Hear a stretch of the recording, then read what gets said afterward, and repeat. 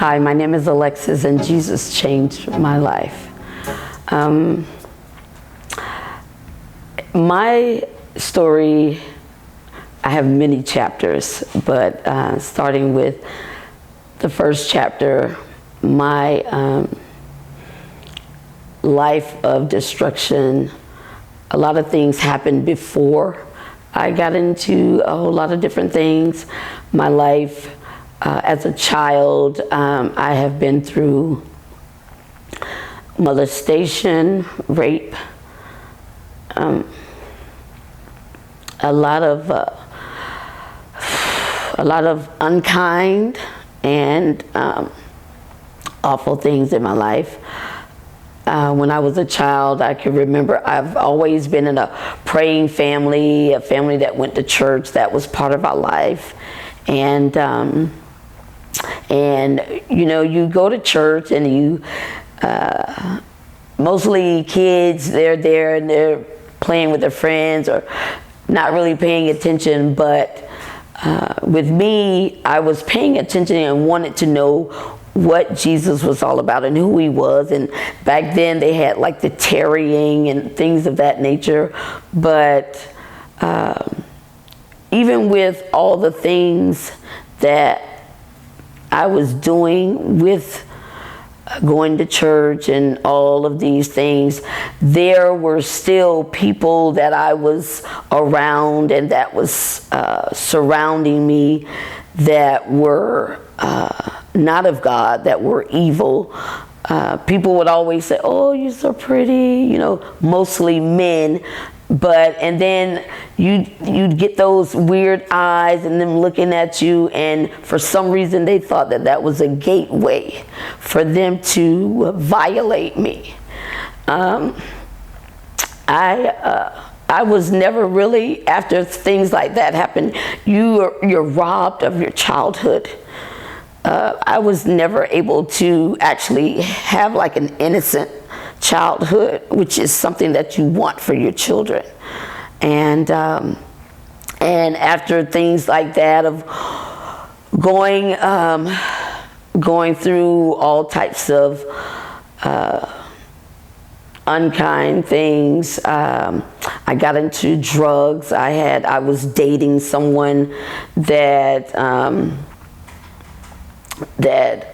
introduced me to, I was doing drugs. We started out in high school, you know, the beer, the weed, and things like that. But then it got into cocaine, and then I had a friend, well, I thought was a friend, a boyfriend at the time that introduced me to crack, and my world just went spiraling out of control. From then, I lost my children. And I was one of those parents who, my kids were my life, and always dressed. They were dressed. If I wasn't, they were. Hair nice, all that kind of stuff. And that took a great toll on me. And I had to, I continued to have praying family, thank goodness, and I had to get to where I had to learn how to pray for myself. And I was in and out of church, and then I'd get clean, and then I'd stop and go back into the lifestyle because I'd start feeling sorry for myself, or that I couldn't do it, that maybe I wasn't meant to be here, and maybe everyone's better off without me here. And so I would go back out into the world, and then I started, I said, well, I have to change something myself in order to get to where I keep praying to God to take me. And how can I get there if I don't make a move, if I don't make a start?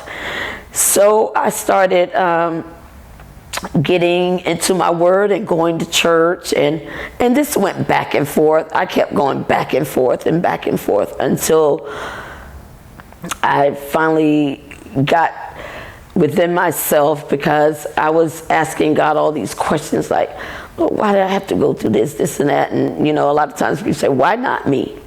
But God continued to show me, because I could have died so many times out there in the streets. I have been shot at, strangled to, I had bloodshot vessels in my eyes, so near death so many times. But I'm still here. God still allowed me to be here so I can tell this story, because I know there's many people out there that has gone through even much worse than I have, and that is thinking that they're abandoned, but God is still here. He still loves you. He still loves me. And out from dibbling and dabbling, I said, I have got, even when I was dibbling and dabbling, I would keep a hold of the paraphernalia, is what they called it, the things that you use for drugs. And I said, well, if I keep having these reservations in the back of my mind, how can I ever get past and get to where I need to be in God and with God? So I continued to pray, and I got the thing that I did, I got rid of all the paraphernalia. I got rid of the old friends. I stopped answering those phone calls. And so when I had an aunt that continuously kept praying for me and asking me, like, Alexis, are you okay? Because you've just been on my mind. And I had cousins that would do the same thing. And so thank God for them. And I finally talked. I have a cousin that always talks to me and gives me things to think about, and she's not someone that throws God in your face all the time, because a lot of times, whether you know it or not, it turns you the opposite direction, because you don't want to deal with and think about the things that you're doing wrong. And so you rather just get high or something like that, or get drunk. And but she did it in a very elegant way, and which caused me to start thinking more about getting my life right and getting my life together and giving my life back to God. So we were on the phone one day, and trying to decide, and I was like, I want to go to church, because I hadn't been to church in a while. And so we were debating on which church I would go to, and so we had come to a conclusion of the church that I would go to. And I was like, okay, well, I'll see you later. And then right before I got off the phone, she said, well, no, I want you to go to this church. And when I went to that church, and I obeyed, and when I went to that church, I recommitted my life to God, and which has led me to wonderful things. I have a wonderful job, a job that I've been on now going on 7 years. I have become a trainer where I train others to do my job, and when I thought I wasn't going to make it through this job.